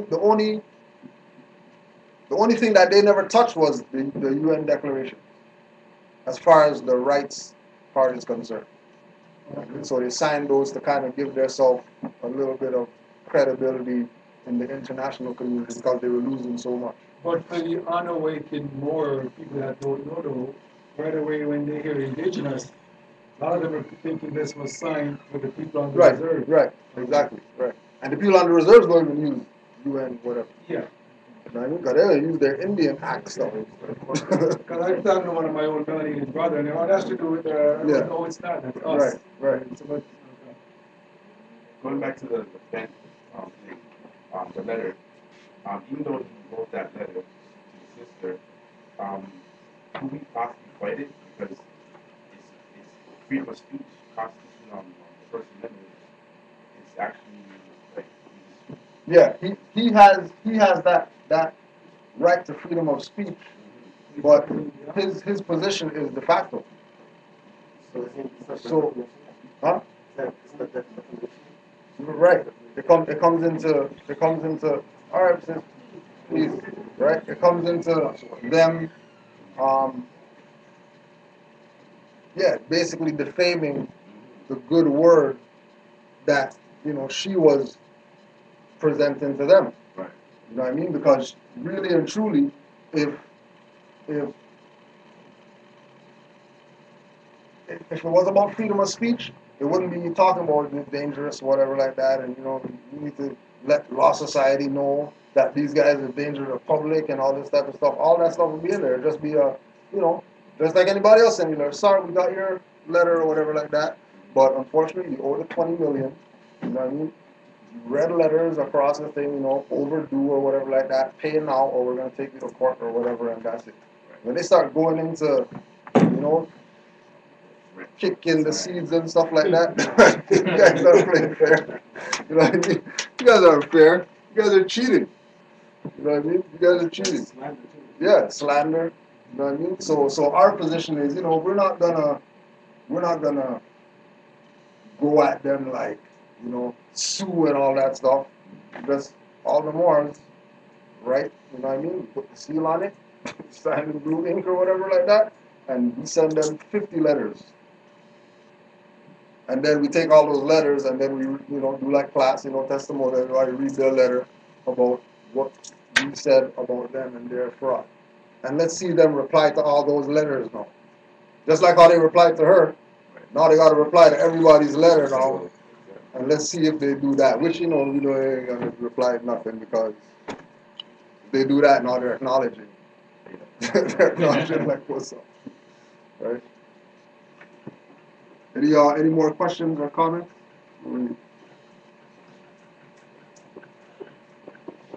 Reginald Ben. Yeah, just as a comment on the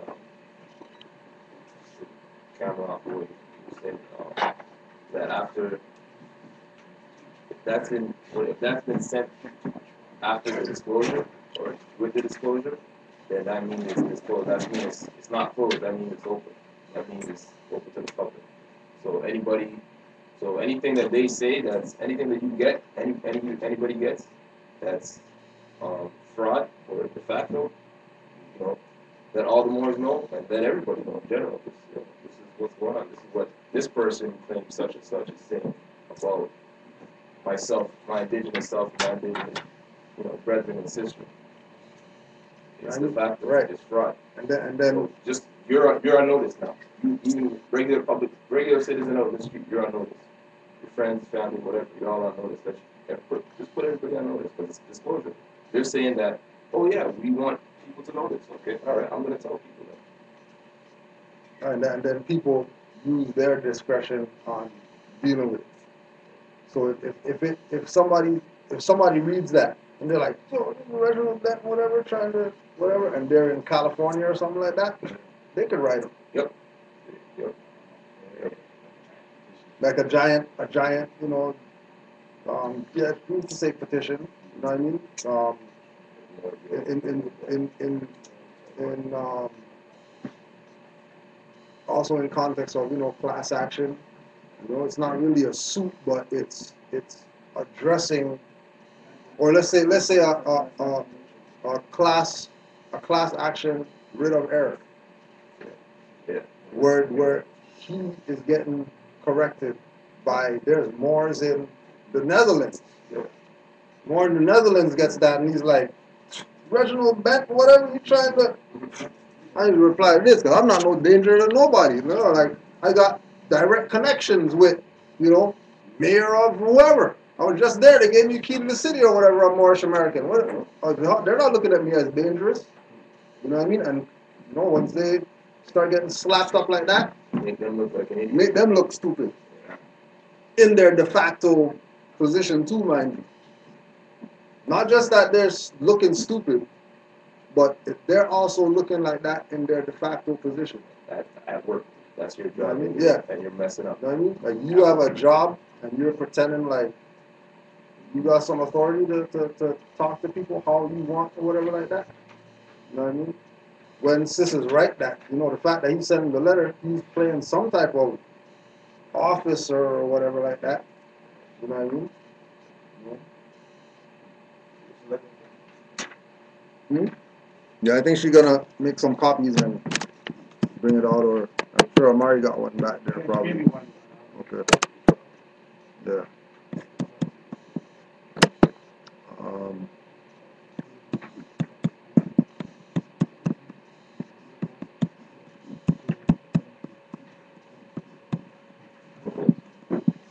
so yeah, so that's that. Any so nobody got questions? Everybody's good? All right. So this is all I'm telling the Moors. Also to remember next. Yeah, you got some. Yeah. That's just basically an announcement. Finish, Mark. All right. So it's more or less coming up in the next month and a half. Next weekend is going to be a very busy weekend where we have we're going to be at C.W. Jeffries. Yeah. So we're going to be at C.W. Jeffries for vending opportunity. Doors open at 1 p.m. Sorry, May 30th. May 30th, next weekend, this Saturday. And then on the Sunday, we have the town hall meeting. It's going to be up at 2467 Eglinton East, Eglinton Avenue East. Starts at 2 o'clock. We are stating that it's a mandatory meeting. If you can, be there. If you can't, be there. More or less, we need as much more as there to represent what we're trying to get accomplished. Right? So that's the town hall meeting next week, Sunday. And we're also going to send out the flyer again, so you can tell your personal, everybody, conscious, whoever, community people. Be there. If you want to send to, de facto so-called officials or whatever like that. I mean, little MPs like to make their little, picture op type thing. So that we can get the word out that we're going to be doing this. Okay. All right. Then on June 13th, is that a Saturday? Yeah, that's a Saturday. There's going to be a Hamilton lecture. We're going to get more information about that. Is it verified? Yeah, 13th is verified. 13. Okay, so it's on June 13th. I'll send out the email today about that. It's a Hamilton lecture. Yeah. Oh, also, I want to put on the record something. It's in regards to Brother Supreme. I want to put it on the record. Okay. Usually, once a month, I send these out. It's in regards to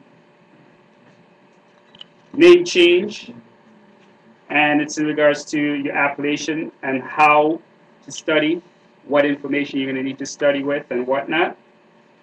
I had a discussion this week with our Brother Supreme in regards to his name. And all this time he had his regular appellation, which is Supreme Ruler Amun-Ra Al, but he thought that his straw name, so-called straw name, was I want you to speak on it. Now what happened was I was going back and forth with Ras Mariah with the nationality, because she was saying to me, well, that's an attribute, Supreme, that's an attribute. What's his real name? What's his real appellation? So her and I were building on it, and I built with Supreme on it as well too. So I said, you know what? Give her a call and find out exactly what's going on. To which I want you to explain exactly what happened. So, like Amari said, she left a note with my cards to give her a call. So I gave her a call, and she was basically telling me that the appellation that I chose for myself isn't regarded as a free national name. She said it's the Supreme Ruler it's an attribute. It's not a name. It's not a free national name. It's not an appellation. It's an attribute. And she says, long story short, we're going back and forth, and she was breaking it down. And I told her, I'm like, listen, based on what you're saying, I'm like, there's no rebuttal on my part, because I'm like, what you're saying makes sense. So I'm not going to argue the fact. I'm like, it makes sense. So she was breaking down how it's an attribute, how it describes something. It doesn't say who I am. It's a description. So she's saying supreme ruler, or saying supreme and then saying something else, supreme ruler, after anything following that would be a description. And she was going into heavy science, she was breaking it down. And I was like, yeah, that's peace. I hear what you're saying. It makes a lot of sense. So, ending the conversation between me and her, she's like, you know what? And now I'm thinking, I'm like, man, I think she looked it up. You know what I mean? But anyways, ending the conversation, she's like, listen, I'm going to give you some advice. She's like, it's up to you if you want to take it or not. She's like, a lot of time, even though our people aren't necessarily conscious or awake, the mother, being in tune with her child, will give her child a name that has powerful meaning, even though she doesn't even know it. So she's like, look, look up your name. See what it comes up as. I'm like, all right, whatever. You know what I mean? So I was like, all right, peace. You know what I mean? I'll hit you up when I come up with something. So I didn't even, that day I didn't get into checking anything. And you know what I mean? I had a few calls out in Mississauga. And I'm driving back, and it's a long drive. And I'm like, man, I'm just going to look up my name. So I'm like, yo, I did it before, but obviously when you're not conscious and you look up the name, like, nothing registered. Yeah, nothing registered, right? So my name that my mother gave me was Merrick. That's the name my mother gave me, right? And I'm telling you, man, when I was a 5%er, and they told me, you know, when you get into the heavy lessons, they tell you that you choose an attribute. Exactly what they said. It's choose an attribute. And I mean, I came up with supreme ruler, and I discarded my name, like Merrick. Discarded that. I didn't want nothing to do with it. Nobody called me that. You know what I mean? So, anyways, I look up the name, and I'm telling you, man, like I almost drove my car out. Goddamn, bro. Go on. So when I looked up Merrick, the actual flipping definition of Merrick meant no. Yo, listen.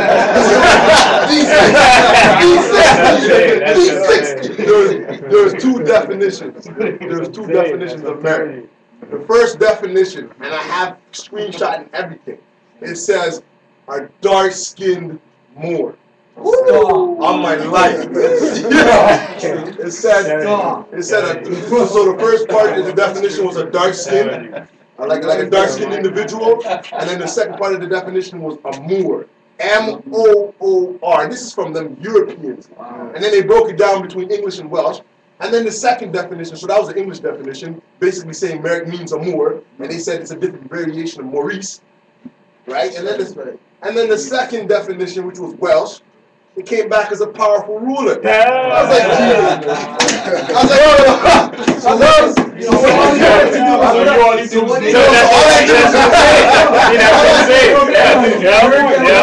all I did was just did my goddamn name. You know what I mean? And basically what I did was I took it from being a... Basically just got rid of the summary. Yeah, and it basically described what I already was. You see what I'm saying? By discarding Merrick and putting supreme ruler, I just described exactly what I was. Did you ask your mom why she gave you that name? My mom doesn't know that. No, I'm just asking. So her explanation of giving me the name was she used to watch Maverick. Oh. Whatever that show was. The leading role guy was JR or whatever. But she couldn't, not that she couldn't spell it, I don't want to call her out like that. But when she went and put down Maverick, it came back as Merrick. You know what I mean? Wow. Yeah. So she put down Maverick, it came back as Merrick. That's the force. Yeah, and she's like, at that time, she's like, after all these years, he came to the MSTA twice. Yo, listen. So yeah, so really all you have to do is put an LA on Merrick. You know, listen, man. I was like, I'm telling you, I was flabbergasted, man. I'm like, yo, this ain't even real. Make sure you call Ross. I'm gonna call her. Yeah. What I'm saying is, like, I think she set me up, man. I think she looked it up. You know what I mean? I think she looked it up, and that's why she kind of like nudged me. But like I said, everything happens for a reason, man. And it's like, she was basically like, I'm happy for the call, because if she would have never made a point to be like, yo, listen, like I want this brother to contact me, I would have never. I'm telling you, I would have never looked up my name. You know what I mean? So everything happens for a reason. But yeah, my damn name I've been walking around with my whole entire life. It's basically been telling me I'm a Moor the whole time. Yeah, and as well, just to put it on the record, that he's nation of gods and earths, if you didn't hear. Just put it on the record. He's nation of gods and earths. So all the nation of gods and earths or whatever that threw away their name and all that stuff, you better go check your stuff. Because you might be a Moor pretending that you're gods of something. Exactly. So, I mean, so in light of that, of what he just said, This is why I always ask more, is that you find yourself the oldest dictionaries, as old as possible, your Black's Law Dictionary, whatever, and study. Study. So in regards to filling out the form that we have for membership with the Temple, everything on here, study it. Every word on here, before you hand it in, you should have known every word on this form before you hand it in, because that is where the studying begins, with this letter, and it starts with the name. For sure, for sure. It starts with the name. And also too with when we say studying the words on the forums, and then people kind of get overwhelmed or whatever. Just remember, you put on your favorite CD or whatever, you're singing all them words. You know what I mean? Yep. You know every single thing on that CD or whatever, every word from first song to last song, end credits or whatever, you know. You know what I mean? So it's not really that overwhelming if we can take one CD and know all those words on it. You know what I mean? And I think just to add on to that, I think the crucial thing is a lot. Like I said, man, like, I'm saying this from coming out of the Nation of God's Earth to 5%. Like I said, I was in there for 10 years. You know what I mean? So a lot of the teachings is engraved in me. Absolutely. But what I'm saying is that like a lot of our people coming into themselves as Moors might already be walking around with a name that's already descriptive of who they are. So I'm telling you, man, look up your name, man. Look that shit up. Look it up. That's true. Look it up, because a lot of people might, because like I said, like Supreme Ruler isn't something I just created, and that's what I'm trying to break down to Rasmaria. And I'm like, yo, I didn't just come up with this. I'm like, yo, I've been walking around with this for 10 years now. Though a lot of people coming into this, and I'm saying, like, I like to put myself out there so that everybody can see as experience, like, because a lot of people think, like, yo, they want to make a fool of themselves. And I'm like, listen, I get burned, for everybody else to learn. But what I am trying to say is that a lot of people come in this and they want to come up with a grand name. You know what I mean? Though they might not realize that they might already be walking around with a grand name, they just don't know what it means. Exactly. You know what I mean? Because if I would have knew what it means, I'm like, I would have never had to come up with another. I would have just left it as it was. You know what I mean? So, now you know it's even more powerful now. To me now, Yeah. And you know what's even worse? Like for years, I'm saying 10 years, man. 10 years I've been Supreme Ruler. And I've been going to war with people who've been calling me man. I'm like, nah, it's not happening. Just to realize now, I've been making a fool of myself. No, I'm saying like in light of what it means. Okay, you know what I mean? Not like okay. I personally feel like a fool. I'm just thinking like the whole time I've been running from playing yourself. Yeah, playing myself, running from my this quote unquote my inheritance. It was given to me. In a way, you've been running away from Supreme Ruler. Exactly. Yeah. So anyways, I definitely caution brothers to dig deep into their name first, middle, and last. You know what I mean? Before you try to come up with something else, you might already have something powerful. You just need to basically take it out, extract it. You know what I mean? Because now America doesn't mean the same thing to me like it did before. Different. Now it's completely different. Now I'm just like, I'm feeling good.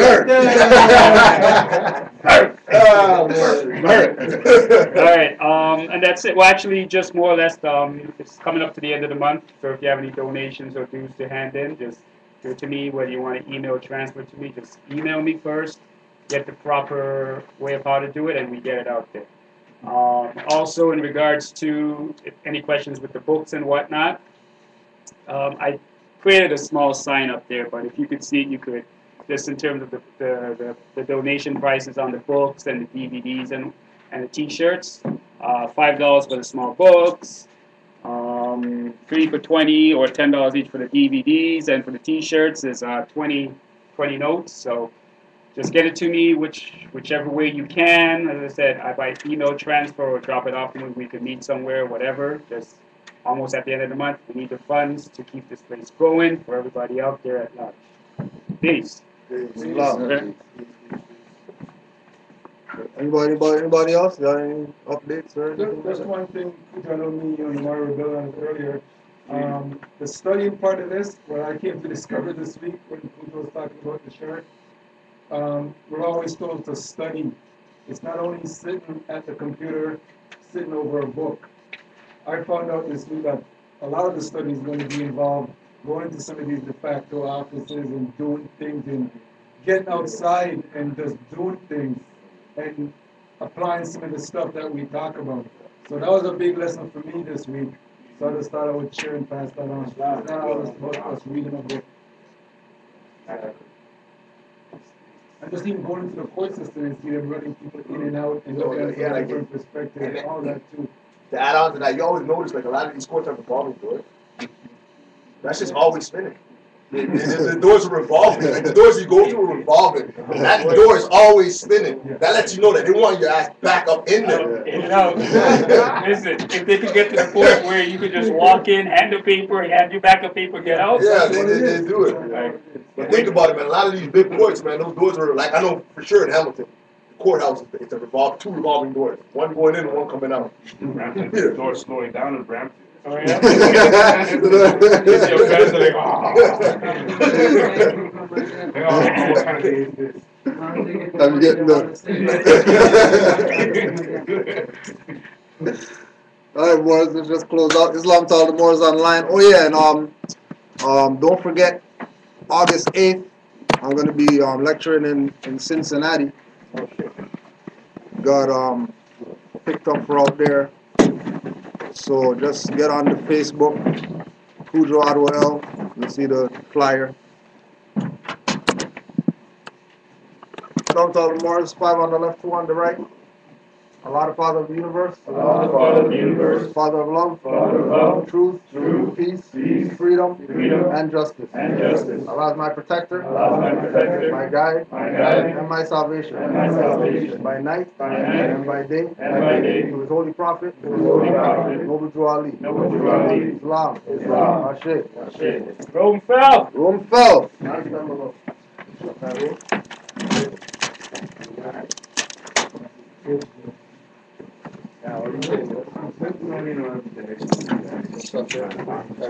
to make room for our further down. Yeah.